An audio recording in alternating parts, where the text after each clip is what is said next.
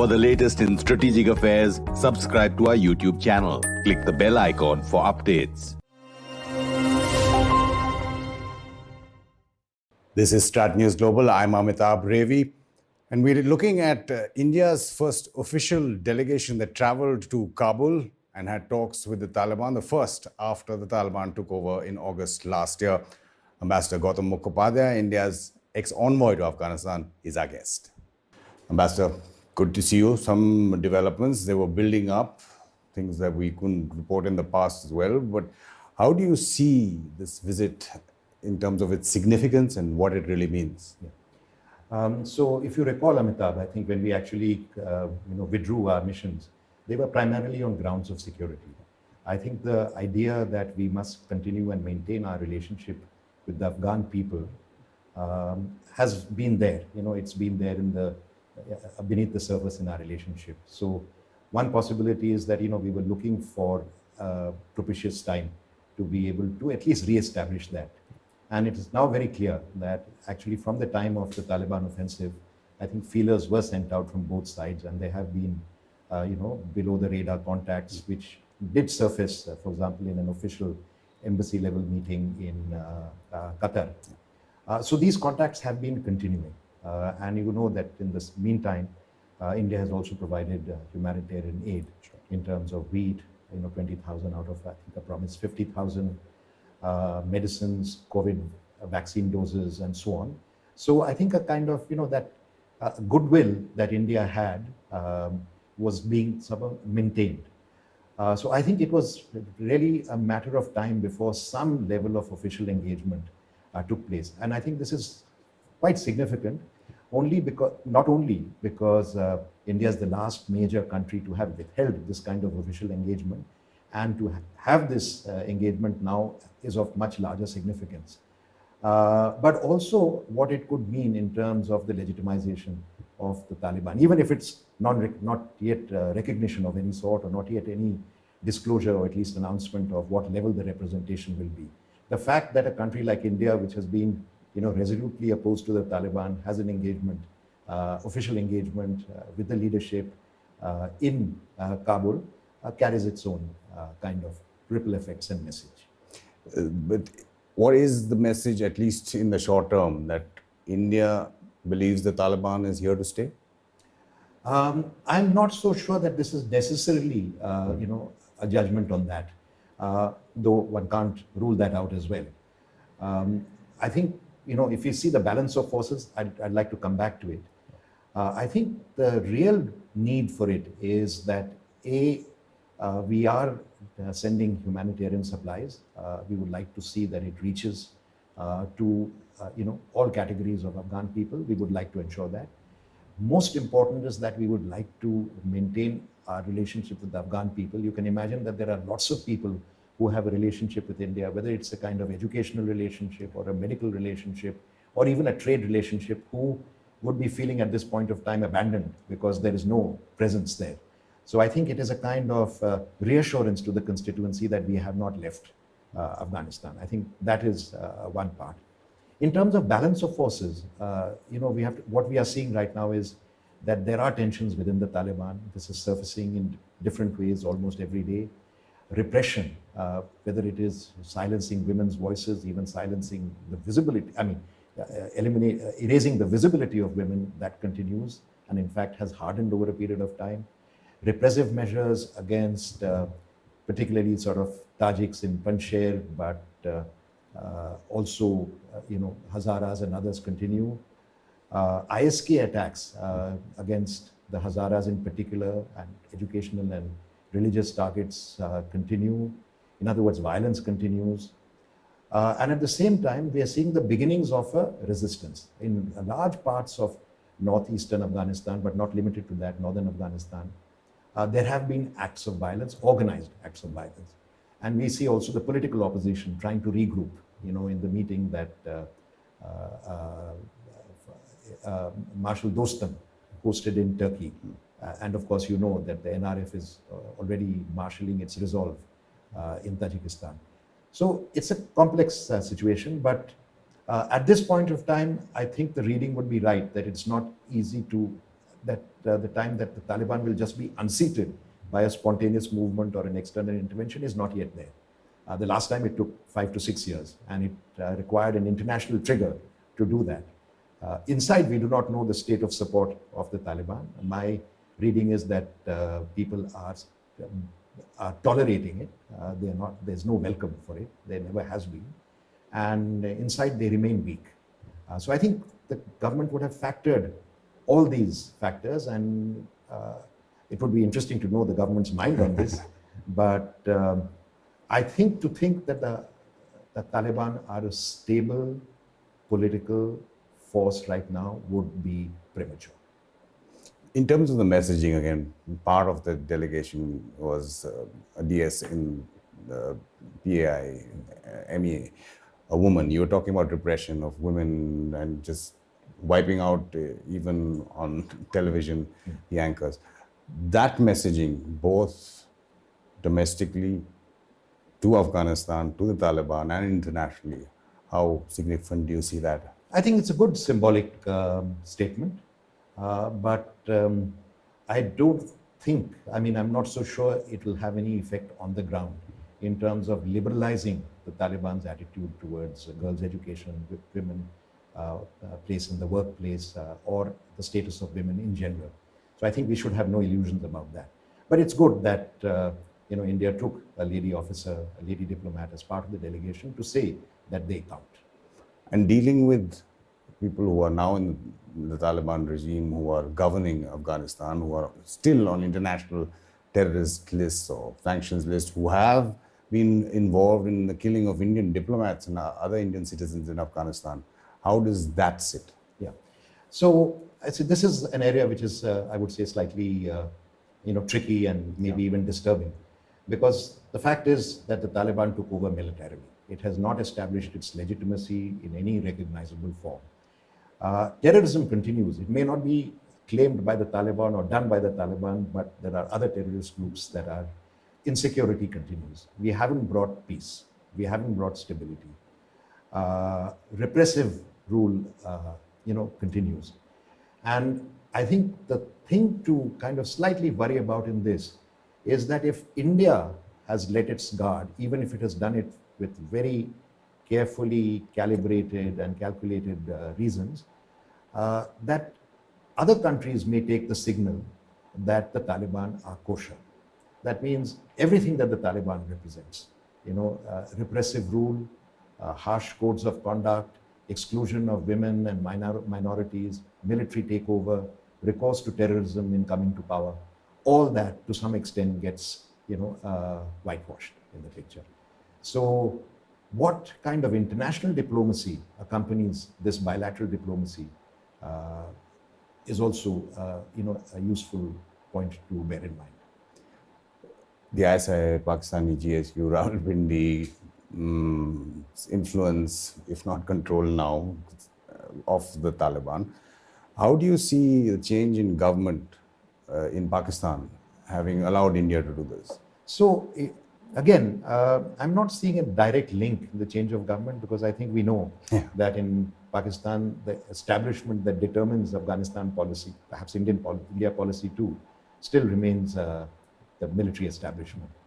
But I think the departure of Imran Khan and the arrival of Shahbaz Sharif certainly clears the way for particularly the United States to be able to play once again, to kind of rebuild little by little its relationship with Pakistan, and particularly with the Pakistani army. And of course, the Pakistani army has lost no time to try and reach out to the US and the West to be able to say that, we are back in business. So I think that is likely to happen. And in many ways, we cannot rule out that there are powers that are encouraging us,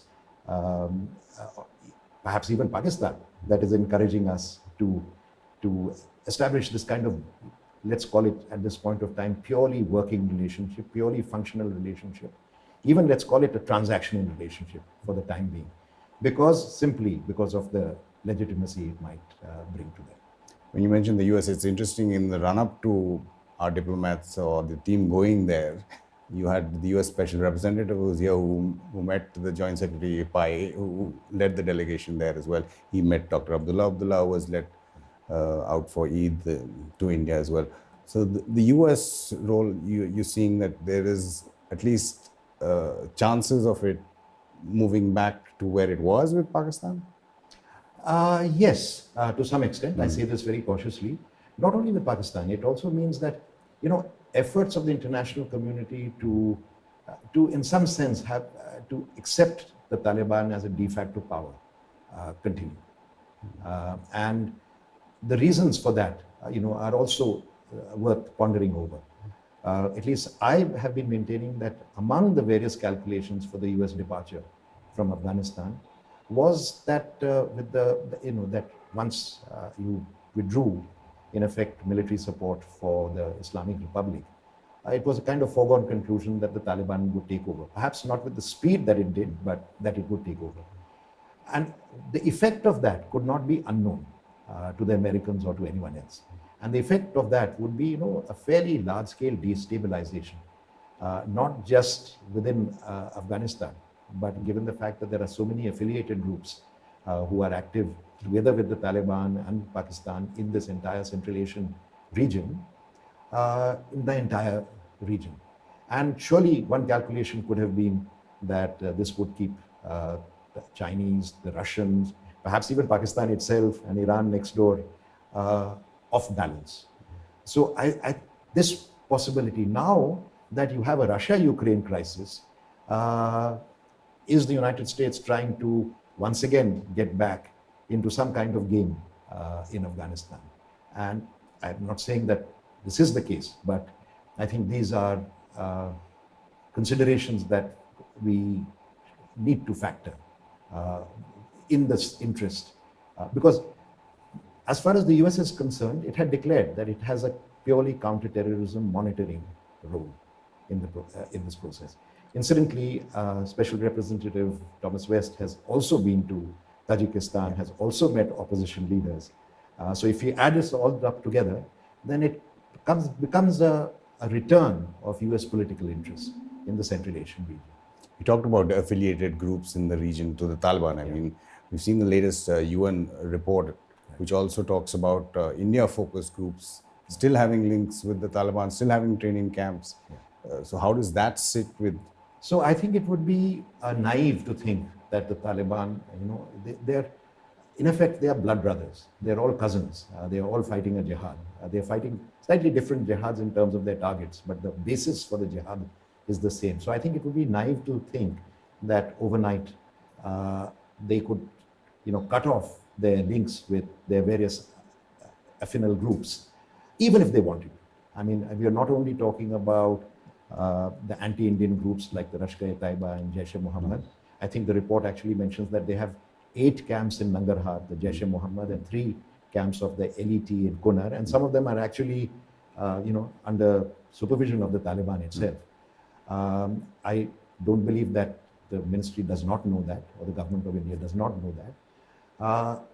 No doubt, security guarantees are part of this process, and it's possible that the Taliban can control them for a while. But I think overall, the idea that they will cut their links or they can cut their links is not something that I would assume automatically. And there's a lot that people say. After all, in the entire Doha Accord or agreement, there's an entire section on counterterrorism. But according to the UN report itself, what action are we seeing against Al-Qaeda or Al-Qaeda in the Indian subcontinent, which is also alive there and which the report mentions? Interesting, in the run-up to our delegation going to Kabul, not just Thomas West, you had NSA-level talks again in Tajikistan. That followed what happened in Delhi. Right. How do you read those meetings and public statements that have come out in terms of India's position? So as far as the Delhi security dialogue was concerned, I think that was very necessary. It was very worthwhile. I think it put the focus on the possible security risks and spillovers from Afghanistan as a result of the Taliban takeover. In other words, countries around the region taking care of themselves, consulting themselves to ensure that it doesn't affect them directly. Ironically, The country that is immediately or most immediately and most severely impacted by this cross-border spillover is Pakistan itself through the TTP. I think in this particular case, those concerns would have very much been there. But I also did notice a kind of signal that, that India values its relationship with the Afghan people and that it's guided by its civilizational links and so on, and that its approach would be guided by these, age-old and historical ties, which was a kind of signal that, we are going to take some step on Afghanistan. You mentioned the TTP, and there's been another extension of the ceasefires, supposedly. Yeah. The Afghan Taliban is reportedly also involved in negotiations in that. Is that something serious? Because you were talking about the most fallout actually happening in Pakistan. Yeah. So I think, Sirajuddin Haqqani has clearly taken a very leading role and is, I think this is the third round of talks. You had a first round of talks that yielded a 1-month ceasefire that didn't continue. Then you had meetings in Kabul in which Faiz Hamid himself was represented, and now this much larger, government of Pakistan relationship, both military and civil. So they have come to what they call an indefinite ceasefire, from what I've read. But there are two major sticking issues, and in fact, a little more. One is this whole issue of FATA merger, which they want reversed, which of course the government of Pakistan is not willing to do. The second is the demilitarization or disbandment, of the TTP as an armed force, which I don't think they will ever agree with. The third is, the fact is cross-border, cross-Durand line, tribal solidarities, same tribes exist. So I think support for one side on the other side or vice versa is not going to end because of ceasefire, and sympathies and solidarity will remain. And lastly, what actually Pakistan is trying to achieve in this is contradictory, because it's trying to say that the same ideology is good in Afghanistan, but it's not good in Pakistan. So put these things four together, and basically you don't have a very sustainable policy. So while I would wish both the Pashtuns and Afghanistan-Pakistan region peace in this respect, I'm not at this point of time optimistic.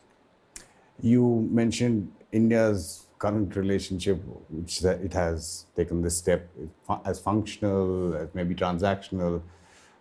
Where does it go from here? I mean, what are the steps that should or shouldn't be taken? What I would like to see, building on this, as I said, India's official engagement with the Taliban as the last major country, and a country which has had historical and emotional ties with Afghanistan, means much more than, let's say, Taliban being engaged officially by the Americans or Russians or Chinese or anyone else for that matter.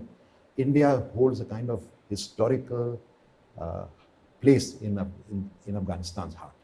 So this is not something that should be lightly bartered. And very often we don't realize our strengths and we don't play to our strengths. So I would say that if this means that, in effect, you're providing, opening the doors for the Taliban in many respects, development, greater acceptability regionally and internationally, what we should do is really build upon this opening to help the Afghan people. And there are actually very limited number of things that you can do in Afghanistan, given the state of both internal politics as well as security and violence and so on. But there is a lot that you can do for Afghans in India. So certainly one thing that you can do is open up your visa policy much more, continue to provide education, scholarship openings for Afghan students, including those Afghan students who are already in scholarships but stranded there. In fact, create more spaces, definitely open for medical treatment. I would say that even trade is something that is essentially one of the most important people-to-people activities that you have. Trade, which has been traditional, should continue. India was the largest market, the magnet for Afghan products. You have Pakistan in the name of geoeconomics and China now wanting to turn Afghanistan the other way and link it with Central Asia and cut its ties to India at the Pakistan-Wagah border. That is definitely something that we should not be complicit in. So I think we should be able to encourage that kind of people-to-people trade. And that people-to-people trade is actually all Afghanistan. But traditionally has been dominated by the Pashtuns. And Pashtuns also constitute the heart of the Taliban. So this is another way of reaching the Pashtuns without necessarily going through the Taliban. But it also gives you, access to the fruits and the spices, the hing and others of other parts of Afghanistan. So definitely at least these three areas we should do. But I think beyond that, Afghanistan right now, Afghan diaspora, the opposition, political opposition, has simply no place to gather, to get together.